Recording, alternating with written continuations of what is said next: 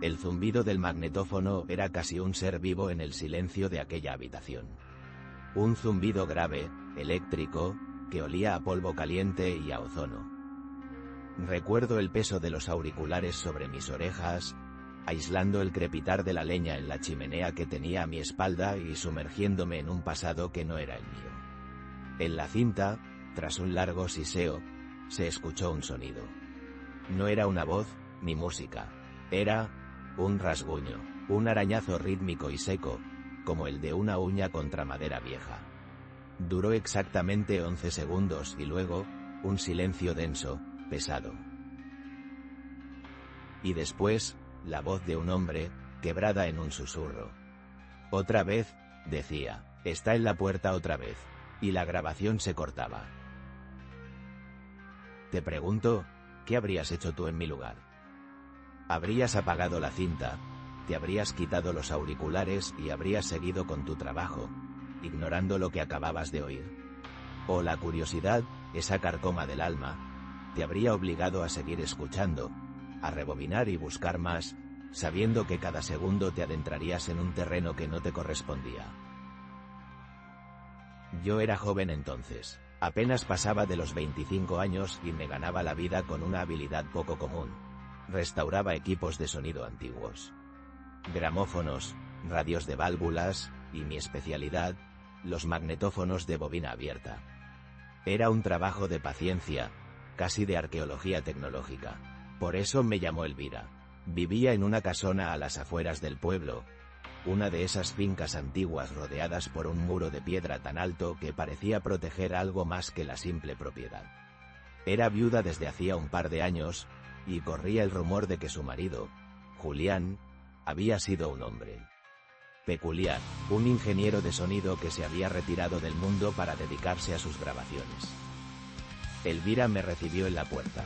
Era una mujer de apariencia frágil, pero con unos ojos de un azul tan intenso que resultaban incómodos. No me invitó a entrar en la casa. En su lugar, me guió por un sendero de losas hasta una pequeña edificación al fondo del jardín. Un estudio de grabación. Aquí es donde trabajaba Julián, dijo con una voz tan monocorde que parecía ensayada. Quiero que todo vuelva a funcionar. Todo. El estudio era el sueño de cualquier técnico. Insonorizado con corcho y paneles de fieltro oscuro, olía a madera y a metal frío. Había 2 magnetófonos Revox, una mesa de mezclas Studer, micrófonos de cinta. Un tesoro, pero también había cajas y cajas de cintas magnéticas, perfectamente etiquetadas.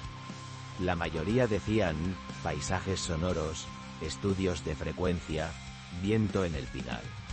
Pero había una caja de madera, cerrada con un pequeño candado, apartada en un rincón. Elvira siguió mi mirada. Esas son personales, sentenció.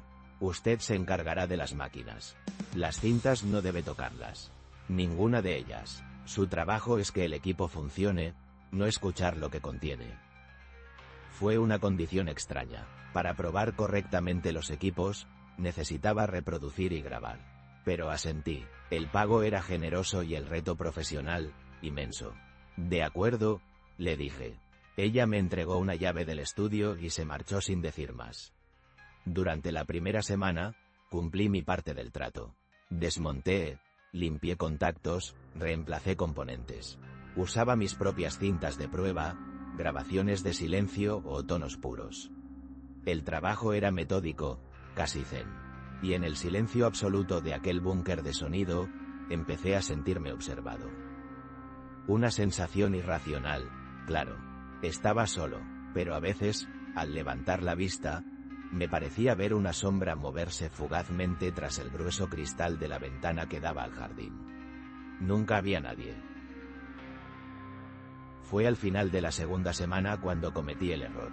O la imprudencia. Había terminado de restaurar el primer Revox y necesitaba probar su capacidad de reproducción con una grabación de alta calidad. Mis cintas de prueba eran funcionales, pero no revelaban los matices más finos. Y entonces vi una de las cintas de Julián fuera de su caja, sobre la mesa. La etiqueta decía, prueba de ambiente. Sala vacía, 1982. Parecía inofensiva. Me justifiqué pensando que era una prueba técnica, que no violaba el espíritu del acuerdo. Coloqué la bobina, enhebré la cinta y pulsé el play. Al principio solo se oía el siseo característico de la cinta analógica. El sonido de la nada. El sonido de una habitación vacía, tal y como prometía la etiqueta. Dejé que corriera mientras ajustaba los ecualizadores. Y entonces, tras unos 3 minutos de silencio, se oyó el rasguño, el mismo que escuché al principio de esta historia. Seco, rítmico, insistente. 11 segundos. Y después, el susurro de Julián. Otra vez. Está en la puerta otra vez. La cinta siguió corriendo en silencio. Mi corazón empezó a latir con fuerza. ¿Qué puerta? La del estudio no era, porque yo estaba dentro y no oía nada. ¿La puerta de la casa principal? ¿Quién estaba en la puerta? Rebobiné y volví a escuchar. El sonido era nítido, real. No era una interferencia. Era el sonido de alguien, o algo, arañando una puerta de madera. Y el terror en la voz de Julián era palpable. A partir de ese momento, el trabajo cambió. La curiosidad se convirtió en una obsesión. Cada día, antes de irme, cogía una cinta al azar de las cajas, inofensivas. La mayoría eran lo que decían ser, horas y horas de viento, lluvia, pájaros. Pero de vez en cuando, en mitad de la grabación de una tormenta, se colaba un sonido anómalo. En una, entre el ulular del viento, se oía un tarareo. Una melodía infantil, muy débil, casi imperceptible. En otra, durante la grabación del canto de un grillo, se escuchaba el llanto ahogado de una mujer. No eran sonidos ambientales, estaban dentro, como si el propio Julián, mientras grababa la naturaleza, estuviera captando sin querer los fantasmas que lo acosaban. Mi atención se centró entonces en la caja de madera cerrada con candado. Elvira me había dicho que no la tocara. Era su única regla explícita. Pero ahora sentía que las respuestas estaban ahí dentro. La cerradura era antigua, simple. No me costó más de 5 minutos abrirla con un alambre fino de cobre. Dentro no había más de 20 cintas. Pero estas no estaban etiquetadas con nombres de paisajes. Estaban numeradas, del 1 al 20, y junto a ellas, un pequeño diario de cuero. Abrí el diario. Era la letra de Julián. Apretada, nerviosa. No era un diario personal, sino un registro de grabación. Cada entrada correspondía a una de las cintas numeradas. La primera entrada decía, cinta 1. 14 de marzo de 1985. Primera vez que la oigo. Pensé que era una rama contra la ventana. Pero no hay árboles cerca de esa pared. El miedo se apoderó de mí, pero ya no podía parar. Coloqué la cinta número 1 en el magnetófono.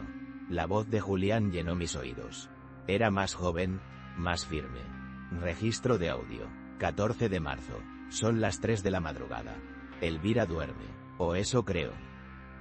Tras una pausa, continuaba. Llevo semanas notando cosas extrañas. Objetos que no están donde los dejé. Puertas que juraría haber cerrado, abiertas. Al principio pensé que era yo, mi distracción. Pero esta noche he oído algo. Un canto. Una nana. Viene de su lado de la cama, pero sus labios no se mueven. La grabación continuó en silencio durante casi 1 hora. Y entonces, muy débilmente, se oyó. Una nana. No tenía letra, solo una melodía repetitiva y discordante. Hiela la sangre. Venía, efectivamente, del silencio. Pasé a la cinta número 7. La voz de Julián ya sonaba distinta. Cansada. Paranoica. Registro. 2 de septiembre de 1986. Ya no finge que duerme. A veces me despierto y está de pie, junto a la cama. Simplemente de pie, mirándome en la oscuridad. No respira. Te juro que no respira.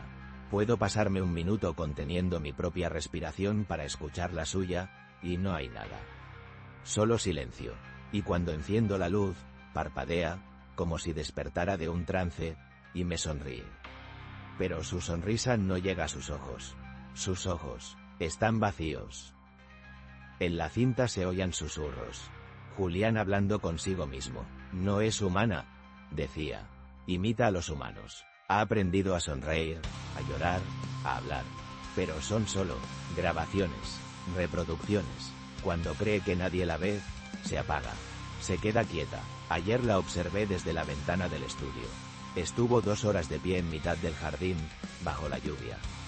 Inmóvil, mirando a la nada, con la misma expresión vacía. Cuando me vio, su rostro se compuso de repente, como si se pusiera una máscara, y me saludó con la mano, sonriendo. Un escalofrío recorrió mi espalda. Miré por la ventana del estudio. El jardín estaba vacío, bañado por la luz gris de la tarde. Pero sentí, con una certeza absoluta, que Elvira estaba en la casa. Y que, de alguna manera, sabía lo que yo estaba haciendo. El trabajo de restauración quedó en un segundo plano. Cada día iba al estudio y me sumergía en la espiral de locura de Julián. Escuché cómo su voz se iba rompiendo. Cómo pasaba de la curiosidad científica al pánico más absoluto. En la cinta 15, describía cómo había encontrado mechones de su propio pelo bajo la almohada de Elvira, atados con un hilo rojo. En la 18, hablaba de los arañazos en la puerta. «Es ella», susurraba Julián en la grabación. «Quiere entrar, sabe que estoy aquí, grabando. Sabe que la he descubierto. Pero no sé qué es lo que he descubierto. No sé qué es ella». Llegué a la última cinta. La número 20. La etiqueta estaba manchada, como si le hubiera caído agua. O lágrimas. La cargué en el Revox con manos temblorosas. La voz de Julián era casi irreconocible. Un hilo de voz tembloroso y resignado. «Última grabación», dijo. «Si alguien encuentra esto, que sepa que no estoy loco». Hizo una larga pausa, en la que solo se oía su respiración agitada.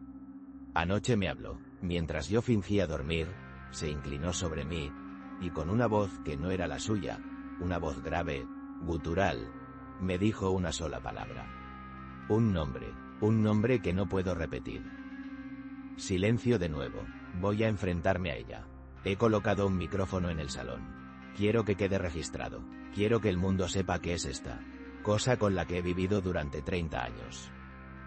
La grabación cambió. El siseo era distinto, el ambiente más abierto. Era el sonido del salón de la casa. Se oían los pasos de Julián sobre un suelo de madera. Y luego, el silencio. Un silencio que duró 4 minutos y 28 segundos. Pude imaginarme la escena. Él, de pie, esperando. Ella, sentada, observándole con aquellos ojos vacíos. Entonces se oyó la voz de Julián, fuerte y clara. «¿Quién eres?». La respuesta no fue una voz. Fue un sonido que no he podido olvidar y que jamás podré describir con precisión. Era como el zumbido de 1000 insectos mezclado con el crujido de hielo seco y el eco de una campana de iglesia. Un sonido antinatural, que parecía deformar el propio aire de la habitación. Duró apenas 5 segundos, luego, un golpe sordo. Y después, nada, silencio absoluto. La cinta siguió grabando ese silencio durante más de 1 hora, hasta que se acabó. Me quité los auriculares de un tirón. El corazón me martilleaba en el pecho. El zumbido del magnetófono, ahora apagado, parecía resonar aún en mis oídos. Estaba empapado en sudor frío. Recogí mis herramientas a toda prisa, metiéndolas en la caja sin orden ni cuidado. Guardé las cintas y el diario en la caja de madera, cerré el candado y lo dejé todo como si nunca lo hubiera tocado. No quería el dinero, no quería terminar el trabajo, solo quería salir de allí. Salí del estudio y cerré la puerta con la llave. La tarde estaba muriendo y la casona se recortaba como una silueta oscura contra el cielo anaranjado. Y entonces la vi. En una de las ventanas del piso de arriba. La figura de Elvira estaba inmóvil, mirándome. No podía distinguir su expresión a esa distancia, pero no lo necesitaba. Sabía que no había ninguna. Era la ausencia de expresión lo que aterraba a Julián. Caminé hacia la salida, sin correr, forzándome a mantener la calma. Cuando llegué a la verja, no pude evitar girarme por última vez. Ella seguía allí, y entonces, levantó una mano. Y me saludó, con una sonrisa amplia y perfecta. La misma sonrisa que Julián había descrito como una máscara. Nunca más volví. Dejé el pueblo unas semanas después. Durante años, tuve pesadillas con el sonido de aquella cinta, con el silencio que venía después. Hace un tiempo me enteré por un antiguo vecino de que Elvira había fallecido. De causas naturales, a una edad muy avanzada. La encontraron en su sillón, con una leve sonrisa en los labios. La casa y todo lo que contenía fue vendido y vaciado. No sé qué fue de las cintas. Quizá las tiraron. O quizá, algún día, alguien las encuentre y decida pulsar el play. Desde aquel día, nunca volví a mirar igual a los silencios de una persona. Porque a veces, el ruido más aterrador no es el que se oye, sino el que se ausenta.